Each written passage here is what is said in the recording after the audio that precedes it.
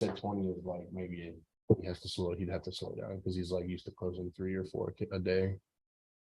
Good. Like, oh yeah, let's pick it up. $250,000, you know. Time to get a fat dog. All righty, are we live on YouTube? We are live on YouTube. How are you guys doing? It says it's private. And no one's watching because it's private. That's weird. Put public. We have to do it again. Let me sign out.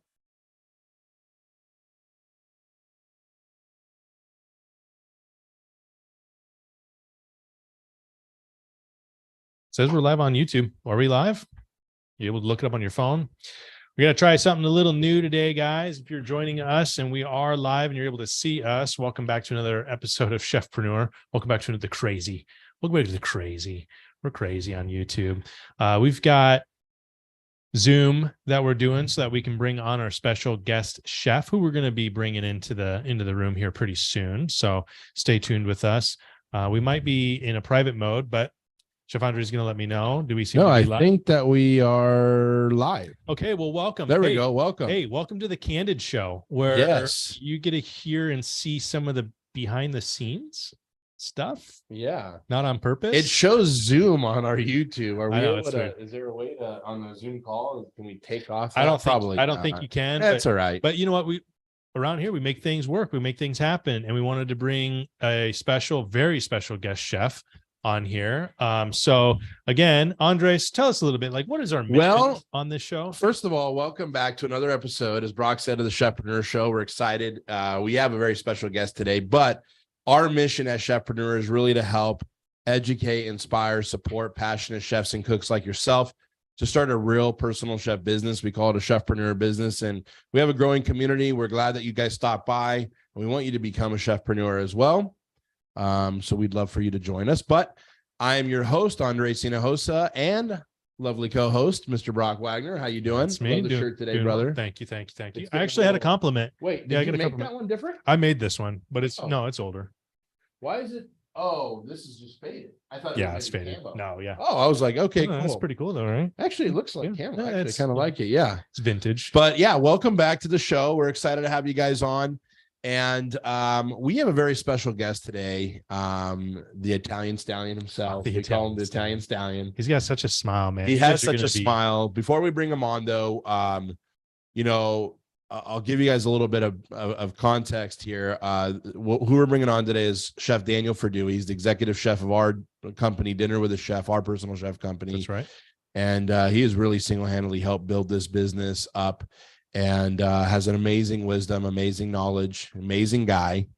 And we're just excited to have him share a little bit about his story and get him to share a little bit more about not only who he is, but just his kind of journey into being kind of the original secondary chefpreneur per se, right? Because before Chefpreneur, I got brought on in the personal chef business. And then as we started Chefpreneur, basically, Daniel was there and slowly started to run Dinner with a Chef as far as on the services side, not necessarily all the admin and stuff, but basically as the executive chef. So we're excited. We're excited for him coming on. So without further ado, I think let's bring him on the show. Without further ado, let's do this. Let's bring him on to twice, the show. So I'm just going to add one. Yeah, we'll see which one we're adding, but we're doing this through Zoom, and we're excited to have him on. So, and I might want to put my headset on so I can actually hear. Yeah, you got to be able to hear him. Yeah.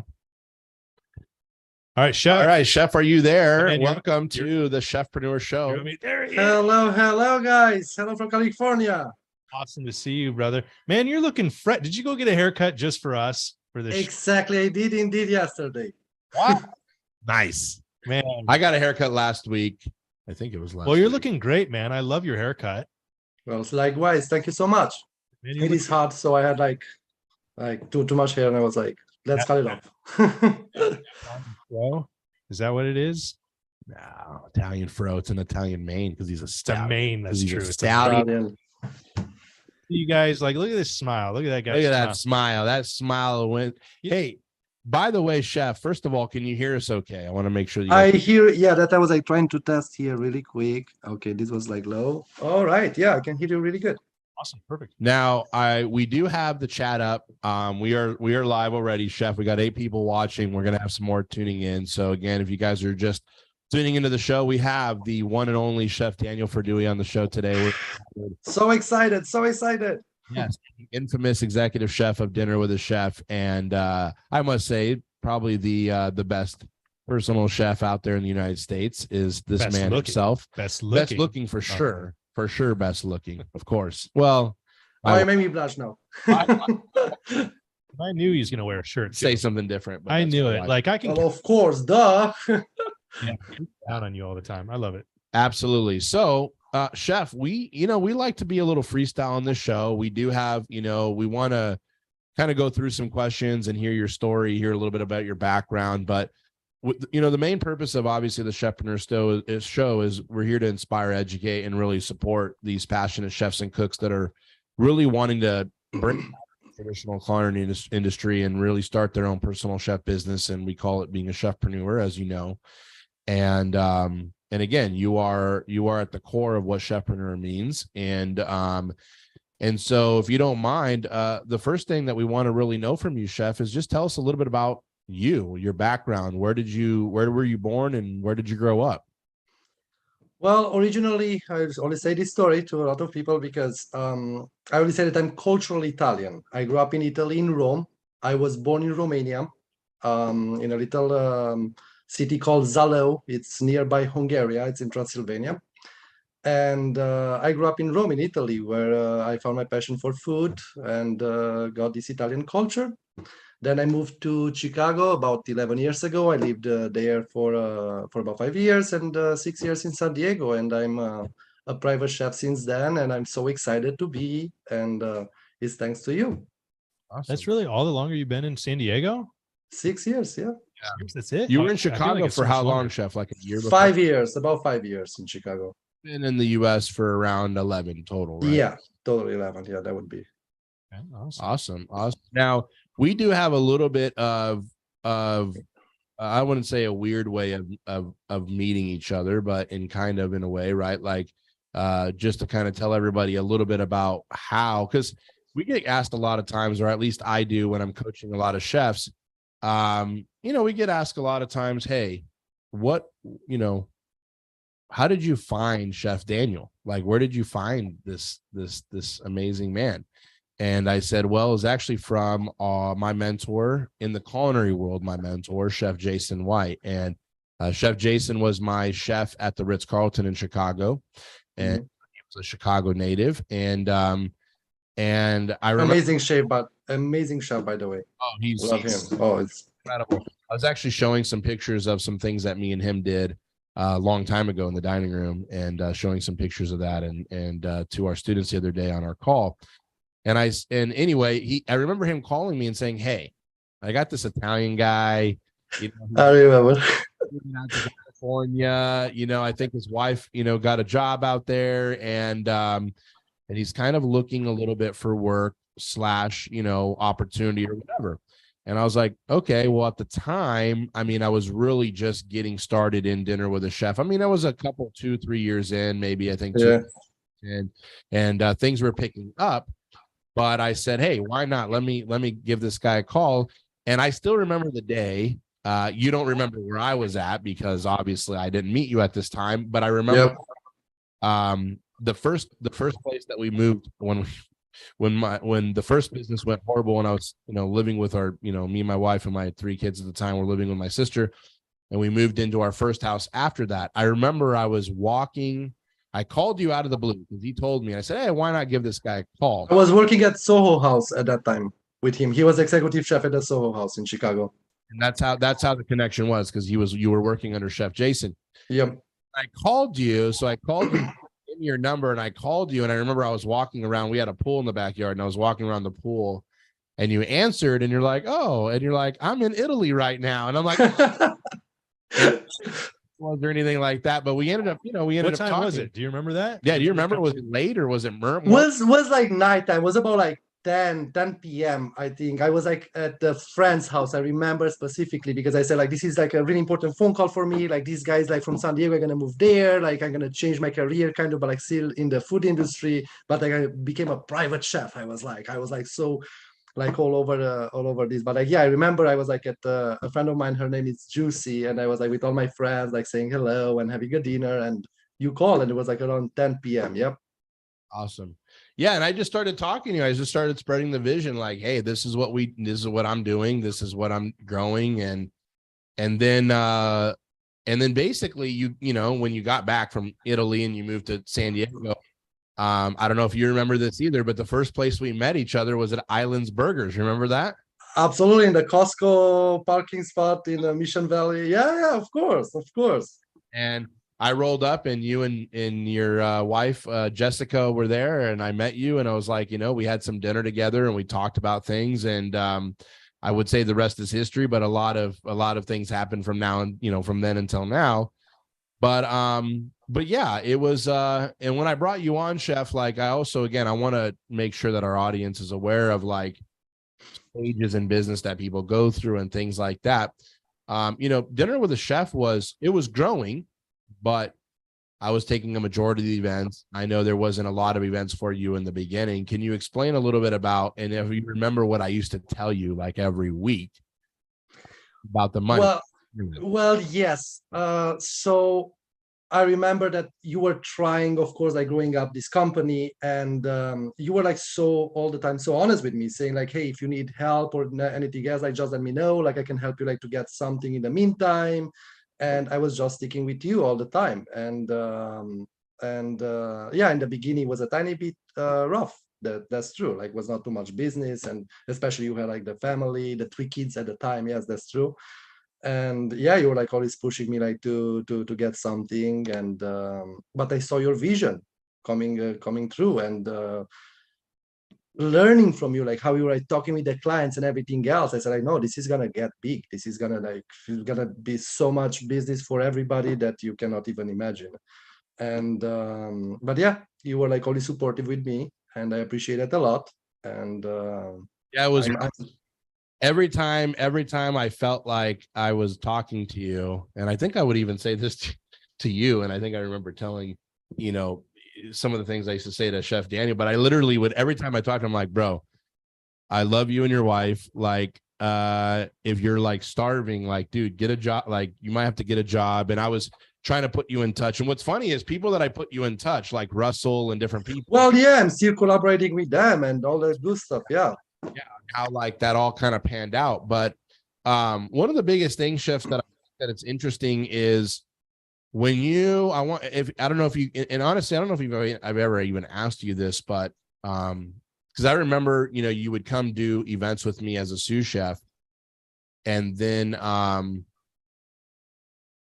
it's like, I can't even remember when, but like, I know when you did your first event, I know that you were. I remember that perfectly. I can describe that. First event, because you were like, you know, again, you had confidence and stuff, but I was kind of like, hey, it's your first event. And you're kind of like, okay, like, yeah, let's do it.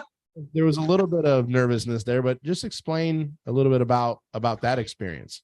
So, of course, you know, like when you go, like when you learn how to go on the bike for the first time, and you have your parent or your brother like help you like a tiny bit going till you learn to go by yourself. No, that was me like with Chef Andres. I remember the first clients, the Schwans and all that good stuff, and I understood like the connection that you have with them and how calm you can be in the kitchen, because it's not a restaurant, you're not rushing, you're people's houses and everything else. So I was like so focused just mostly like on the food instead of like just that connection there. And I started learning that from you even more. And one day, I think it was like after the fourth event or the fifth event, more or less, that we did is you approached me and said like, Chef, how you feeling? So I have this client, they were like 4 people or something like that. That was like Telegraph Canyon or something like that, like down south, like nearby Chula Vista. I remember Fausto, that was like my first client. Get the car, say, okay, so the list, I have the list. I have the address, I have everything, because like you were so organized that like I had everything that I needed. get in the car, I was like, oh my God, I'm in San Diego. I'm a private chef. I'm going to do this. And then one of the set, and I was like, oh my God, I'm by myself. Like, I don't have chef Andres there. What I'm gonna do? Like, I'm gonna search for the pots. I'm gonna go to people's houses, like in the kitchen and everything else. And I was so nervous, man. Like, you cannot even imagine. Like, the first event, I was like shaking. I was like, ah. And then I was like taking deep breaths. And I was like, you know what? If Chef Andres can do it, I can do it. This is like, I go to people's houses, I'm going to connect with them, I'm going to say, hi, how are you doing? Shake their hands, understand the family, the dog, the cat, and everybody else, and just go in the kitchen, get my things with confidence, show them that I'm confident, and just cook. They love me. First event. So, but I remember how nervous I was. Like, I was like, I think just knowing you, there had to have been maybe some shots of espresso that beside that. over caffeinated or cigarettes too. Maybe a couple cigarettes in there. Yeah. So David, yeah, Europeans. He's a European.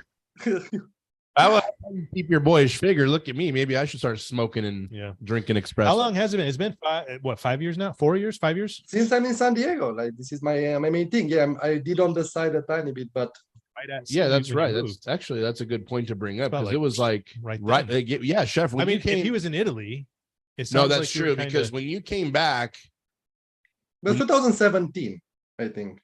Yeah, because when you moved to 6 years, man. Yeah, because when you moved back, I mean, we met within like a month after you moving here, right? Oh, even before that, it was like 2 weeks. Like, we were talking because like I was like commuting from Chicago here, and I was like driving and getting stuff. Yeah. No, that's awesome, man. Yeah, you've been involved in the community like since its inception. You were there, and I'm so proud about it. Was created, and and you've been a part of it. You've been to the retreats. You've helped other chefs coming in. It's been wild, man. And yeah, like I remember when we did our first retreat in La Jolla, and I remember you making pizza. Yes. And you were, and everything. Like, I want to hear more about that, because I love hearing about your background with pizza and pizza making. Tell us a little bit about that and your experience. What where you learned all that from. So that I learned in Rome, in Italy. I started working as a waiter. I was washing glasses in this restaurant. I was like 18, barely 18, 17, 18. And, in the restaurant business, you create a community. Like, the restaurant becomes the family. And there's like always like space to grow, of course, in every restaurant. If you like put yourself there, if you're a quick learner and all that good stuff. And this place called Spacca Napoli was one pretty famous restaurant in Rome, in Italy. It's Neapolitan-based cuisine, Neapolitan pizza, which is one of my passions, of course. So I was like washing glasses, like barely speaking even Italian and all that stuff. And the pizzaiolo became my best friend. He was like the nephew of the owner of the restaurant, and he was learning how to fly. He was like taking days off and all that good stuff. And one day I approached him and I asked him about the dough. And he was like answering me. And I had so many questions because I saw this dough and these people being happy with this product and everything else. I was like, so why do you make these? Like, why you put this water? Like, last time you did put this. Like, hey, do you want to learn? Come here, I'm going to teach you, he said. So one day from another, I just started making the dough balls, and beside of him, like, we were like starting making pizzas together. And I started making pizzas, and I just got passionate about the kitchen, and I started living being a waiter in this restaurant. And that was like actually my start with the pizza. And then once I started making pizzas and I saw these people like being so happy with this product that I make with the hands and everything else, understand that this is an art and all that good stuff, then I start working in the kitchen as well. So I understand like how to make a sauce, the pasta, like, basic stuff. And since then was like fulfilling just to see people eating more than I'm eating, like just creating something, put it there, and like having these compliments and saying like, oh my God, you have a good palate. Like, why are you waitering? Because in the restaurant, I was like waitering, I was making pizzas, I was taking orders, I was like doing a tiny bit of everything. It's Italian, like. Coffee. A lot of free coffee. Yeah. Free, oh, of course, the coffee like in Italy, like, of course. And yeah, that's the start with the pizzas, and since then I continuing this passion. How long did it take you to like learn? Well, that's Confident working with the dough and The wood. That's a good question. To learn the basics, I would say maybe like a couple of months or something like that, just to understand, because like you have to understand like the structure of the dough, like everything, like the humidity that you put and the temperature of the oven, the touch of the dough and everything else. And then I masterize it like with years. That's like so it's a long time, but what's the best pizza that you've ever had hands down in your life? Other than your question. definitely, it's a place called Da Michele, and it's in Napoli. They have only 3 kinds of pizza there. They have like a margherita, which is a tomato, like the classic one, basil. They have a marinara with anchovies, and the other one is called Napoli, if I'm not mistaken. No, the marinara is like with oregano actually, and the other one is margherita with anchovies. And there's like always a line, and it's like the most famous place. And yeah, that's the best pizza place that I had. That's for sure. Is it the dough? Is it the sauce? Like, what's your thing? It's the dough itself. They say that the water makes the difference, and that is true because it's the pH of the water. It's a tiny bit more elevated. How New York has it the same, which that helps with the oxygenation of the product. And as the coffee itself, it's different there because of the water. So I would say that's the base, but like how you create the dough, the passion and the love, how I always say, adding it in there and creating your own product. And yeah. Chemistry. It's chemistry. Yep. Speaking of chemistry, no, I was joking. No, it's funny too, is the more I think about, again, the passion that you put into it. And, when you first started working with me in Dinner with a Chef, you had this very, I call it, and we even have it on your biography on the website. It's like you're very artisanal, right? Yep. And so, I think that again, I want to also help people inspire, be inspired with this. But, there's a lot of great chefs and cooks out there that really feels like sometimes, man, I don't know if I plate the food well.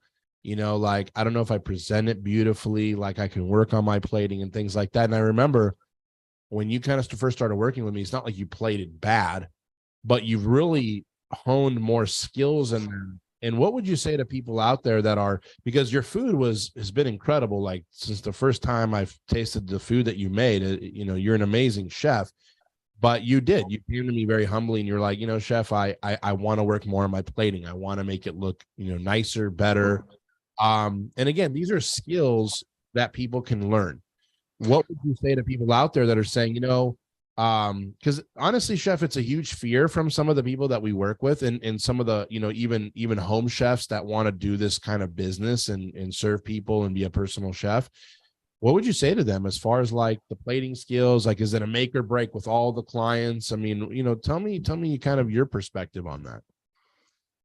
Well, I always say that's like, yeah, you're right. It's like good and like less good chefs there. I always consider like different. There are different chefs there. So yes, you are completely right. Like I always like had this good palate, but like I didn't have this imagination of the plate. Like I didn't have the structure, like seeing the plate and seeing the food and building up together, like sometimes laying down, sometimes like stack it up and see the colors, like beside, of course, the texture, the flavor, the fresh products and everything else. So cooking, how everybody knows, how I said about the pizza before, it is a form of art. It's like, think about like a painting, like you eat with your eyes. That's the first thing when you see the food on the plate, that you want that, right? So Chef Jason, he was the first one when he actually tried, and he said the same identical thing. He's like, chef, your food, it's amazing. Do you think add more color to the plate? And he had some microgreens, some edible flowers, and it just changed everything, so it just opened my mind.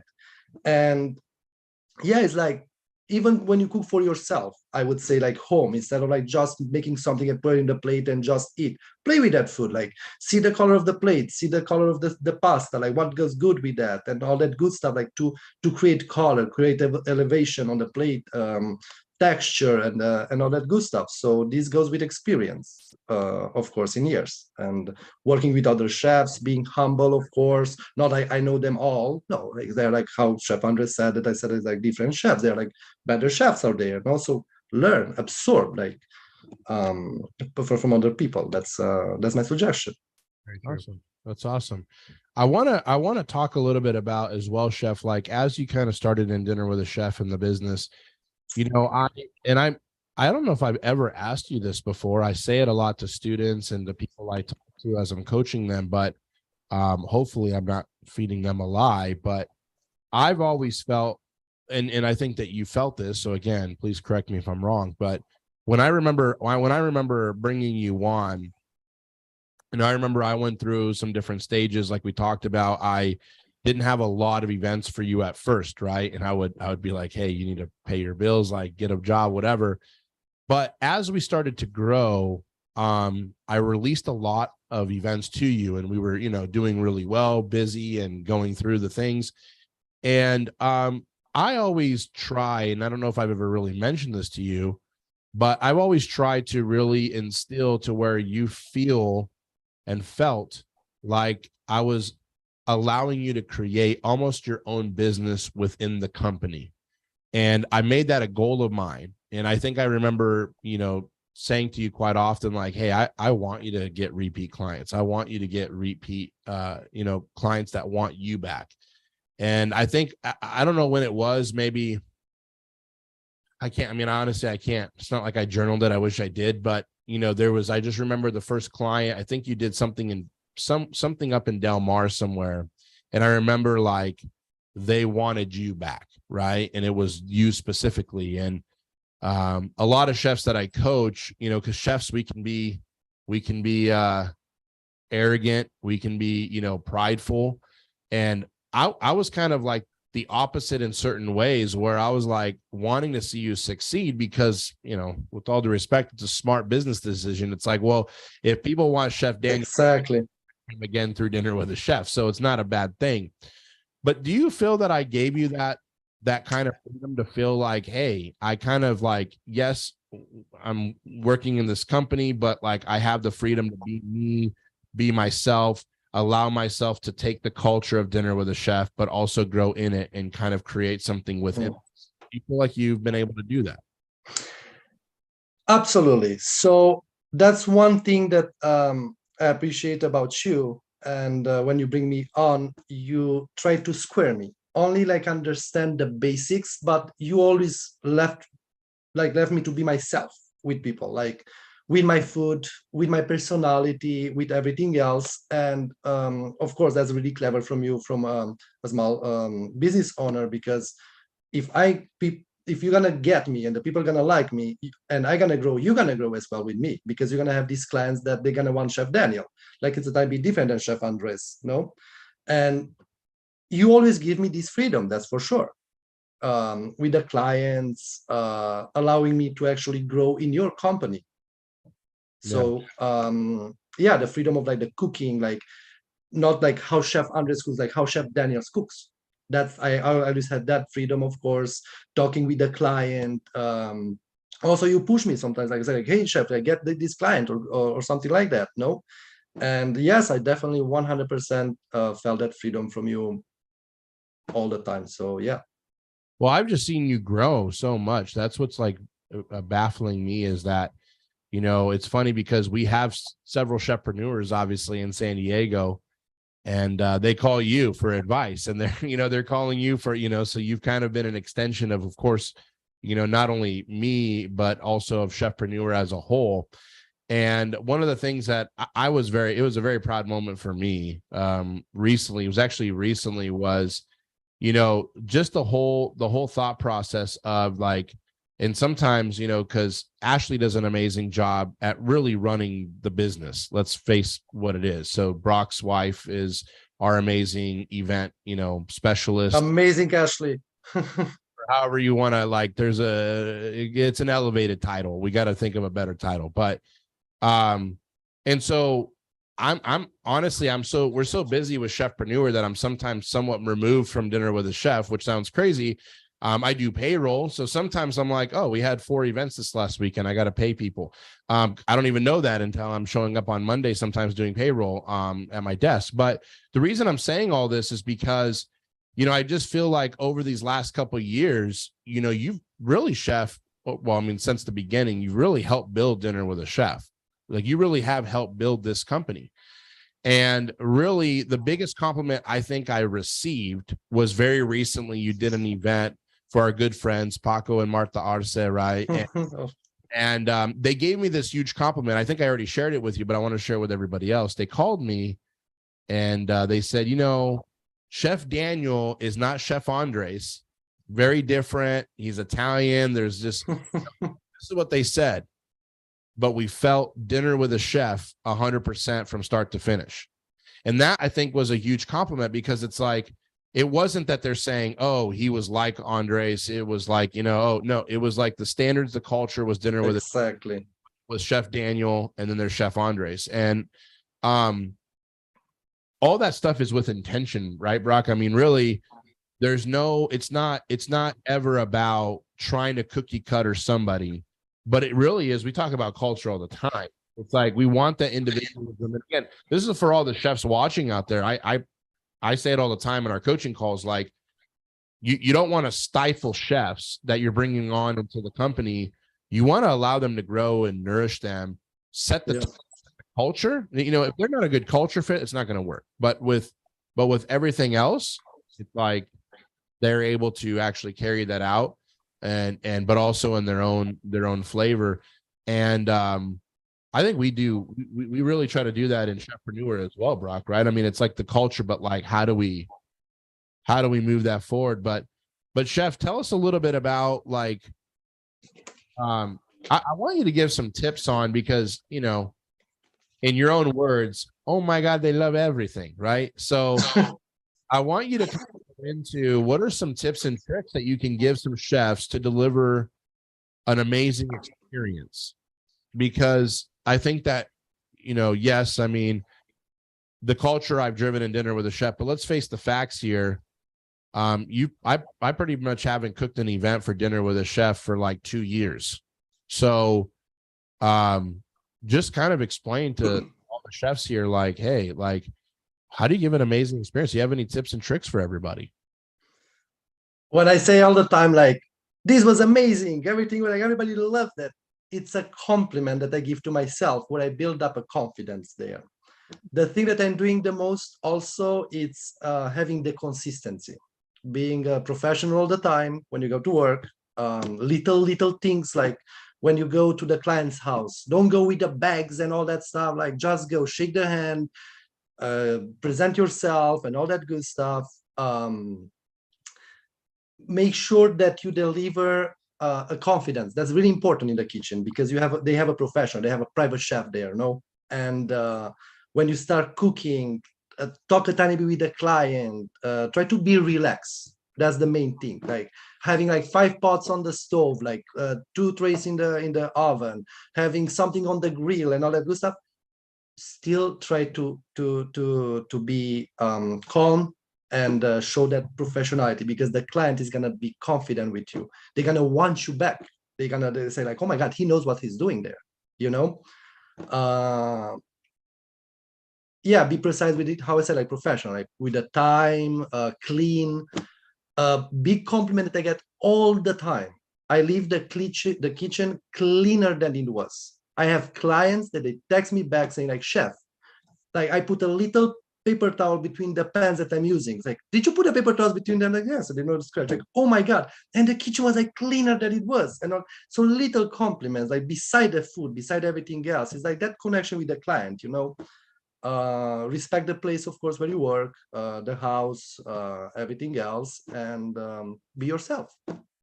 That's great advice. That's great advice. We always say that food is like 20% of the experience and 80% is everything else.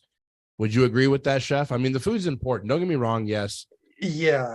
was like, hey, the mechanic has to fix the problem with the car. Yes, like the work has to be done, the food has to be good, but really, like, people really want to be taken care of.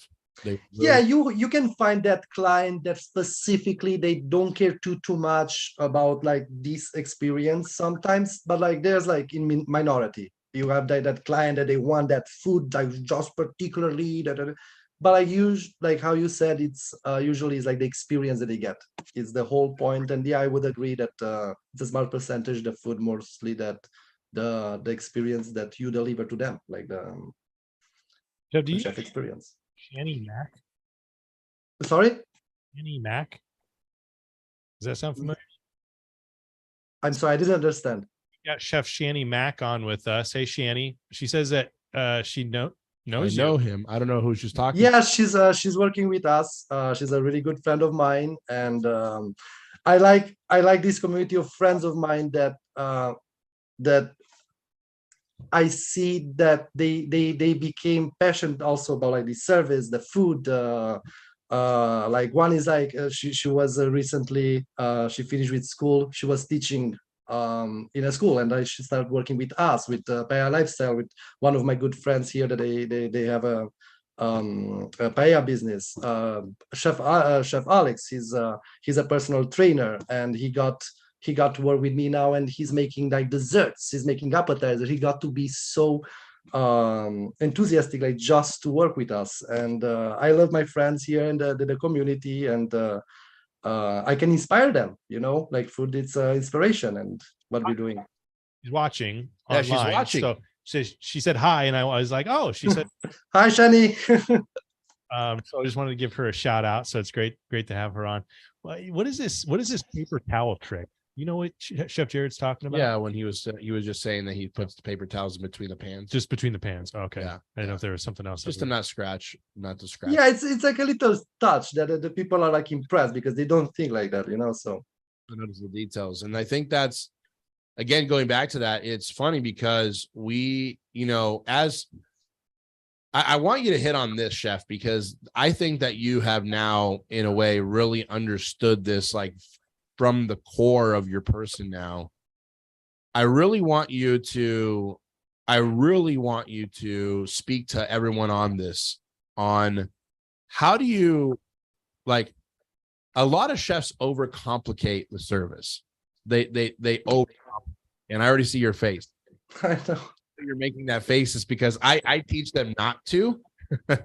but again, I think that you now know that like, again, clients, and you couldn't have said it better. I preach it all the time, and some of our students are on right now, and I can see that I literally tell them this all the time. Like, it is just people. People want you to just take care of them. They don't care about how much you know. They want to know about how much you care.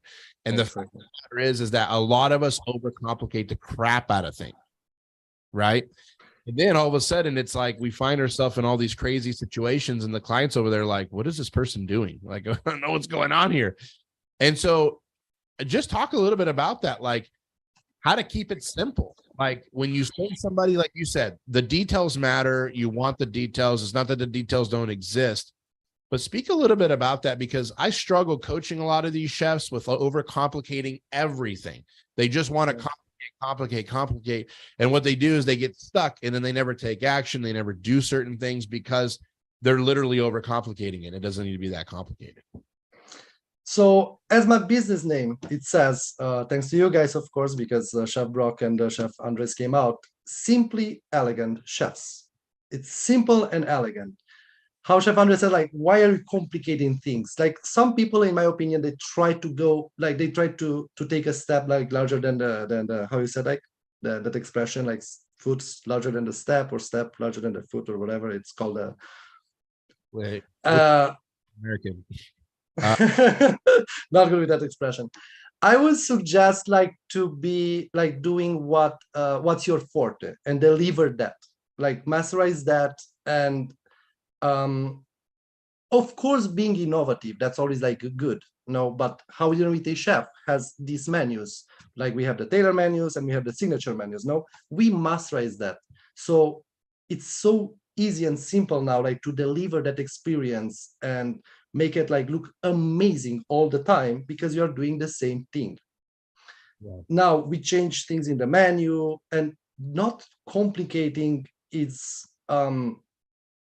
doing like simple things. How I said, like how we talked about earlier about like deliver more than the food, like the experience. So be focused on that. Like be yourself. I would suggest like to be yourself, like to not overthink, maybe, you know, because like some people maybe overthink about about that. Our students overthink everything. It's hard, but it's hard. We're all guilty of that. Yeah. I mean, honestly, we are all guilty of that. We don't know until we know. And honestly, I would rather overthink some things than underthink things. I mean, so don't get me wrong there. Well, yes. There's a time for thinking and there's a time for doing. Correct. So you got to just do as well. And I think the confidence as well was what Daniel was talking about. Was I think, you know, as our confidence grows. And that comes with just time and experience. Because you mentioned stuff, right? It's like you just get experience, but you have to get out there and you have to do it in order to get the experience. How do we get smarter? By doing dumb learning from it. Very true. And asking. Try not to reinvent the wheel. Like ask Chef Andres, ask Chef Brock, ask me. Like I'm gonna steer this because it's been popping out at me, and I gotta ask about it. I'm gonna steer this a little bit away from food for just a second, but I see these paintings in the background. And the one behind you, I can't see, but there seems to be a gal in the painting behind you in the background. Oh yeah, this is my hobby. That's my hobby. I'm doing them all. It's fantastic. Yeah, those. Thank you. Is that the Eiffel Tower, Chef? Yeah, that one. Yes. I really like that. That looks really good. I think you're a wonderful painter. I love. Thank you. You're an artiste. What are you not? What are you? I mean, you're not. He's also a DJ. Sometimes. Maybe we'll makes really good pizza. I mean, that's not all he makes. Okay, next time you got to bring your mix board when you come on the show with us. We'll do that for sure. True. Yeah. Steph, you know what I want to hear about? Because I'm just gonna say it here. First, I have a question for you. Have you guys heard about the chef John Mountain who banned vegans from his restaurant? Did you hear about him, Chef? He's been in the. He's in America though, right? No, Australia. Australia, that's right. Australia, okay. Yeah, John Mountain. He's been in the news because he banned vegans from his restaurant. I didn't know if you heard. He banned the vegans from his restaurant. yeah, just a random thing. Like, what do you think about that? Yeah, he literally came out in a video. That because we're not making fun of the vegans. No. But I'm just saying, like he banned. That's a pretty bold move. Yeah, that's a pretty bold move. You know, they complained. Some other client complained about not having enough options, and then questioned his stature as a chef. Right? Like, if you can't do plant-based options, then what kind of a chef are you? And kind of questioned that. Have you ever experienced any kind of thing like that where you've had a bit of a controversy in your career as a chef, or being like attacked by anybody for what you do chef wise? Anything like that? No, I attack people when they put pineapple on the pizza. that's for sure. Pineapple on the pizza. Oh, whoops. Or Parmesan on the seafood. You don't do that. You don't put Parmesan on the seafood. Come on. You can put Parmesan on the pizza. What about breaking the spaghetti over the boiling water? No, you don't do that also. Usually how they make them like this long, so you put them like that. How they are. Why would you do that? Not just good old instant coffee. The what? The instant coffee. What is that? Exactly. What is? I thought we were friends, Chef. Okay, so wait, because we're bringing up coffee too, I have to tell a little bit of the story of when me and you did. Brock is big on coffee as well. Brock is big on coffee. Yeah, Brock. Everybody drinks coffee in the world, probably, but me. So unfortunately, on that point. All right, but here's the thing. Chef Jared said you need to make a 5-day challenge intro music, so I'm going to hold him to that. All right, here's one thing I need to discuss. We did, Chef, remember that time we kind of did that whole tour with Calculitis and his family? Oh my God, Palm Springs and LA. Yeah, of course. Are you telling the story? No. I want you to tell a little bit of the story. So, because I want to tell you the backstory of this freaking guy right here that we're in, because he's a different person when he doesn't have coffee. 100%. Like, That's no what I've bueno. heard. That's what Okay, I've heard. now listen. So we had this family come in from Chile, from South America, right? And it was like, Chef, how many people was it? 14, something like that? Yeah, it's like 12, 14. Yeah, sounds about right. And they hired us to cook in San Diego, Palm Springs, and LA. Oh, that's right, because we started in La Jolla. Then Palm Springs, that's true. They did breakfast, lunch, and dinner. It was it 20 days? Like About something like that. Like it was delicious. It was a lot of cooking. lot of And days. honestly, it was me and Chef, like Daniel, doing it. So it was like, and we call the guy, we don't want to make fun of our clients, but we call him Calculitis because You've told me about yeah, amazing guy though, amazing guy. everything was numbers, and he's sitting there, and then he'd want burnt toast with like 17 gallons of apricot jam on one piece of bread. It looked like he was eating so like he can't a taste puree of apricot. And I was like, I didn't even understand what was going on. And then like we'd have like leftovers, and the leftovers were like, he's like, use that up, and we're like, we're making like and we can't leftover like cereal for that. Like, I don't know what you're trying to say. So anyway, but I will say, so I mean, honestly, the clients were really great. I mean, he ended up paying everything, of course, and whatever, but he makes this whole ordeal, and then the wife's like, oh, I got to present this to him, and I'm like, he's gonna pay, like, otherwise we walk out. But anyway, we were there at the Airbnb, and I remember I came out of we were in LA. It was the last part of the stretch, because Palm Springs, we were there for like 3 days, and we were in this little like. And then in LA, we were renting. It was like a little house that was down the road, and Starbucks was like, I think maybe a short drive, like a couple. But here was more easy because here was like waking up home, like getting my coffee, and I just go there. Well, let me tell this story. So I get up, and I'm like, I don't do coffee, so I get up, and I'm like my normal self, pretty much right when I wake up. So I'm like, oh, hey, Chef, how you doing? And I'm like starting to talk to him, and he's like, and I'm like, he was like legit. Like, I thought being a prick. I'm gonna go get my coffee. And he like put on barely enough clothes to like be clothed. Not exaggerating. He went and got a coffee from Starbucks, came back. Hey, Chef, how you doing? He was like, I swear, Chef, I'm never gonna talk to you before you have your coffee. They're like, what the hell? Like, is this? I got better. This is like two different people.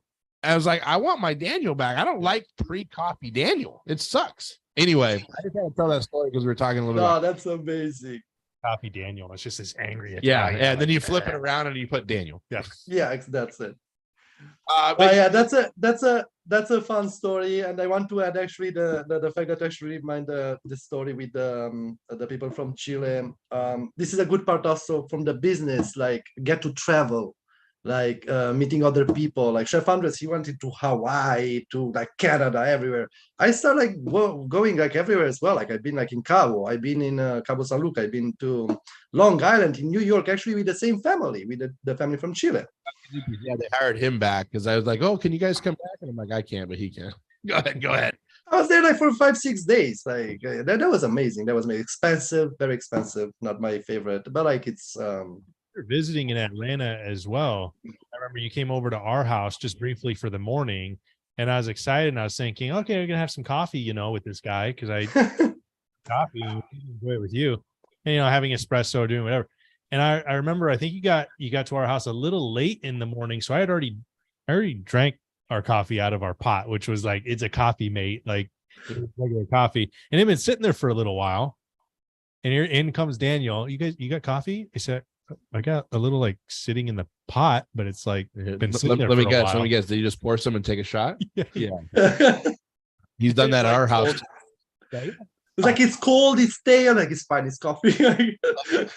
Exactly, literally done at our house. And then sometimes I worry about your heart, Chef, because you're like, no, I've only had 4. I'm like,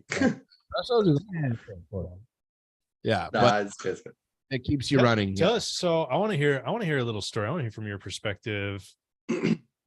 Not that we're trying to call out clients, but it's interesting and it's fun, and there's going to be interesting people that we serve and come across.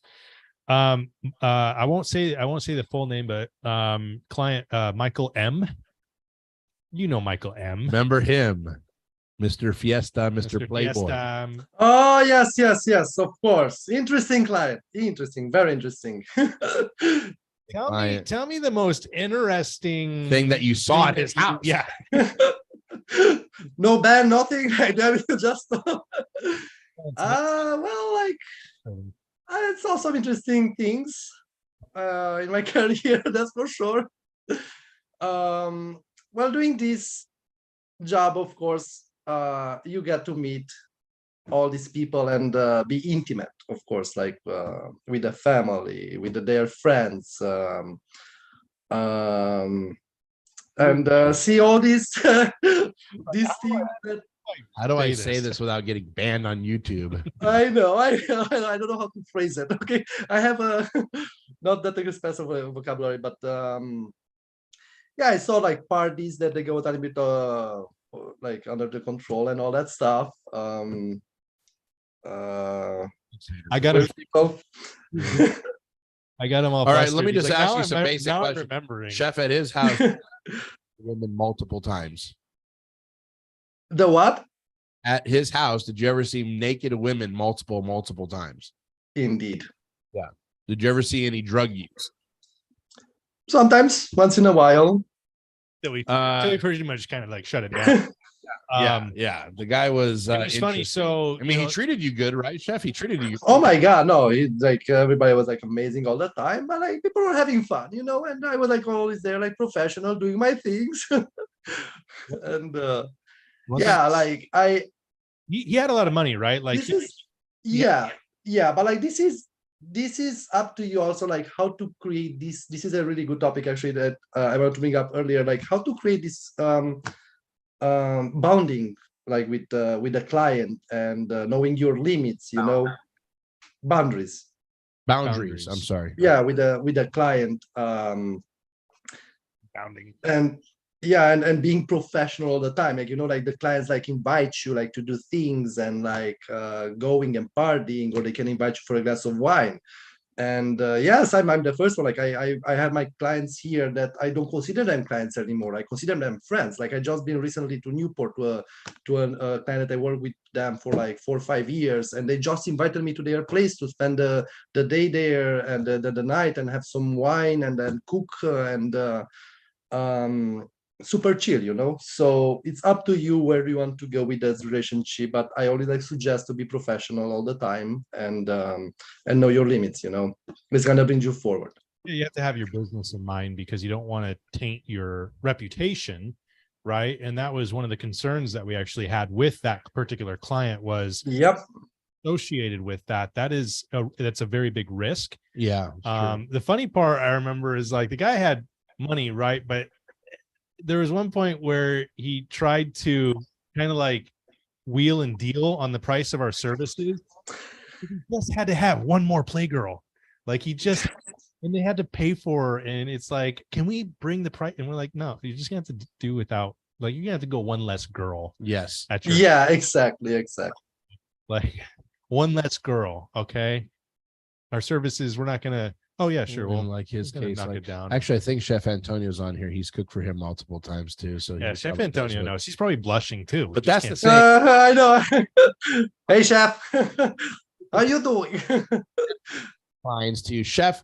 Talk to me about what you think. Well, maybe not just one thing, but a few things that clients have done really like to bless you. Whether it's like a massive tip, whether it's like, hey, drive my car, whatever. I mean, what are some crazy things that clients, because we talk to them, we talk to our chefpreneurs on you're living proof, I'm living proof that when you're serving the right clients, you get some really amazing clients that really honestly become like family, and they treat you like family and they love on you. Like you said, you have to keep your posture and posture professionally, but they become like family members. So talk a little bit about that. What are some extravagant things? What are some things that you've been able to experience through a client, things like that, just to kind of make it. How you say like the client becomes family, and this is really important. I'm feeling blessed all the time. Like for example, when I go to the repeated clients, that I cook for them again and again and again, and small little things. I have clients that they text me like, "Hey chef, how you doing?" You know, like they reach out to you. You don't even have to reach out to the client anymore. Like they reach out, "Hey, how you doing? Do you have events? Do you have to work on Sunday?" I have like a couple of clients that they like invite me once in a while, like, "Hey, do you have an event or something?" And I feeling blessed because you know, like something good you do, you know, like the respect that they do. But yeah, of course, it's very, very welcome. Of course, a nice tip, a nice review of your service and all that good stuff. I have clients that I have this client from Alpine. One day he was like, "Chef, what you doing this weekend?" Like, I think I was like off. It's like, "Hey, take my Maserati, go and get it for a ride." Like literally, he put my keys there. I never took advantage of that. But you feel good, you know, because people are trusting you. They trust you with the house, with the family, with the pets, with the kids, like being around there, you know, and having the kids asking for you. Like I have two clients, the last client actually that I did, they said like, "Well, we came here and we forgot that we had you the last year, but my kids asked for you. And if you make happy my kids, like, you know, like you are part of the family." So, Yeah, Tony's big on that. Tony's kids love you, right? Tony. oh my God, yeah, like yeah, Tony's a client from San Francisco. I usually like spend my Thanksgiving in San Francisco with him and the family, of course. But yeah, feeling blessed when people appreciate you, you know, and you don't have to be fake. You just have to be yourself, how I always say. So Yeah. As long as yourself is that you love people and you're not a bitter, angry person. yeah. I mean, that's kind of a given. But chef, look, a couple more things here. Talk about just, you know, we recently, and this is actually leading into like what we talk about repeat clients, where clients trust us so much. We actually are officially booked for, I think, our largest, party we've ever done in the company, right? In September coming up. In September, yes, we have 300 people. It's a diabetic fund racing, and they do this every year apparently. And our clients suggested us and our company so much that they come and they just like, "It's sealed, that's it." And I'm so excited to do this event. This is like literally the largest one that we're gonna do. So yeah, we did the largest one was like 200 so far, like I think a wedding or something. But yeah, this is. It was 200 was for Camilla as well, or was that something else? I think so. I think it was like her house. It was like 175 or the wedding was for what, 140 that we did for her sister too. Yeah, but no, she had a Halloween party for 200. Right. And then we've had, yeah, because then before that we've had Brenda for like 50. That was kind of small. We also had the one for Charles Dabogot. Yeah, for Christmas. He's such a great guy. Oh yeah, I miss Dabogot actually. See, he's up in Tennessee, and he messaged me maybe a couple months ago, like, "Chef, I got my ranch ready." He has this beautiful ranch down in Tennessee, and so we have to maybe go up there. Maybe have to fly out, and we have to go up there and do a nice event for him because he's been wanting that. I think. Well, I'll be in Georgia in September. Oh, that's right. Let's plan a little trip there. Right. But yeah, we've just officially booked our biggest event, for September. Yep. People, which again, we're not so excited like that. So we're doing it the way we normally do it as personal chefs. We have the team, we're prepping everything there and all that good stuff. Obviously, Camilla has an amazing home that can actually accommodate 300 people. Yeah. I mean, for crying out loud, but an amazing kitchen as well with everything you need. She has like 4 or 5 ovens, like 5 refrigerators just inside. And like, I can't say her last name, chef, really quick. Yeah. To talk to you about this, and so I don't want to say, don't mention anybody's last name, but you sent us an inquiry from a client named Diane. Okay. Do you know who I'm talking about? Yeah. You know who that is? I don't think you even know who that is. Do you know who that is? No. Where did you get her name from? This is from a repeated client. I cannot say the last name, but like name is Tanya, but like I cannot say the client. I'm like helping her once in a while, and she highly suggested.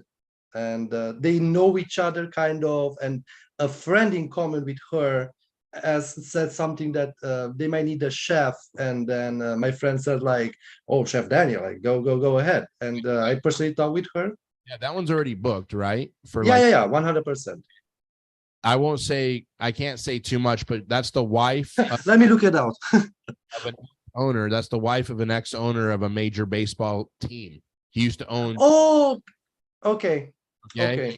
And I know his adopted son as Oh, wow. from a long time ago, because one of my line cooks at when I was at the Hilton Oceanfront, one of my greatest line cooks, he was my grill cook, Greg, his best friend is his adopted son, which is kind of weird. And then I saw her name. That name sounds familiar to me. And then I'm like, wait a minute, I'm seeing her last name here, and I saw both of her last names. I'm like, that's her. So thank you for locking down that client. If you do a good job there, I'm sure she'll rebook you. And with all due respect, her husband is worth $1.3 billion. I don't think holy cow. You're okay with I know how to do only good service, chef. So.